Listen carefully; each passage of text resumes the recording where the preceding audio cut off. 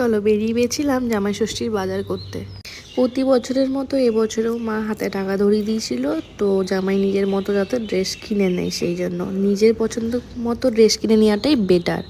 তো আমরা বেরিয়ে গেছিলাম। প্রথমেই মামামের একটু খিদে পেয়ে গেছিলো, মোমো খিদে আর কি। তো যাই হোক, এখানে সবাই মিলে আমরা একটু মোমো নিয়ে নিলাম, মোমো খেলাম। আর মোমো কার কার না পছন্দ নয় সেটা কিছু বলার নেই।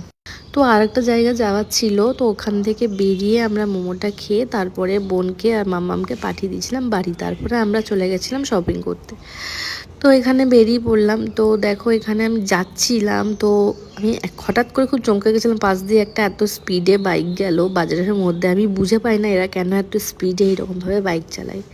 তো একটা জায়গায় যে ওখানে তোমার ওর ড্রেস খুব একটা পছন্দ হয়নি বলে বেরিয়ে পড়েছিলাম আর একটা মলের দিকে। আর যে ভিড়টা ভালোই ছিল, যেহেতু একদিন পরেই জামাই ষষ্ঠী, সবাই শপিংয়ে বেরিয়েছিল। আর আমাদের ব্যানার্জিতে কোনো সময় ভিড় থাকে না, এটা বলাটা ভুল, কারণ ওটাই আমাদের মেন বাজার। তো এখানে গেলাম আমরা এই মলের ভেতরে। V2 তোমরা সবাই জানো, খুব ফেমাস একটা মল, যেখানে ভালো রকম অনেক কিছু কালেকশন থাকে।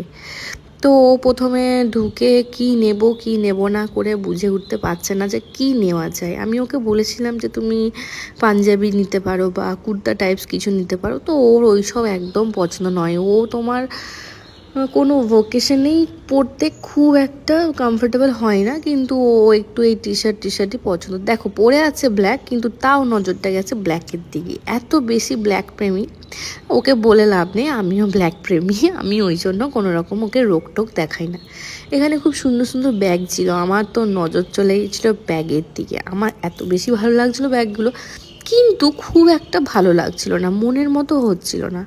তো আমি ভাবলাম এখানে ব্যাগটা নেব না, ব্যাগটা না নিয়ে আমি বাইরে কোথাও থেকে দেখবো ব্যাগটা। তো এখানে খুব একটা মনের মতো ব্যাগগুলো হলো না বলে আমরা ব্যাগগুলো নিইনি। তো এইদিকে দেখো, ও এখানে একটা টি শার্ট নিয়েছে আর আমি আমার জন্য দুখানা প্যান্ট নিয়েছি। তো যেহেতু শপিংয়ে টাকা দিয়েছে, তো নিজের প্রয়োজনীয় জিনিসগুলোই নিলাম, এখানে ও আর কিছু নিল না। তো ও বললো যে চলো আমার একটা জুতো নেওয়ার আছে, তো আমি এখান থেকে একটা জুতোই নিই, জুতো বা স্লিপার্স টাইপের একটা নেওয়ার আছে। তারপরে চলে গেছিলাম আমরা শ্রীলেদার্সে। তো ওখানকার জিনিস বা কোয়ালিটি তো বলার নয়, সেটা তোমরা সবাই জানো যারা ইউজ করো। শ্রীলেদার্স কিন্তু খুব ভালো একটা ব্র্যান্ড।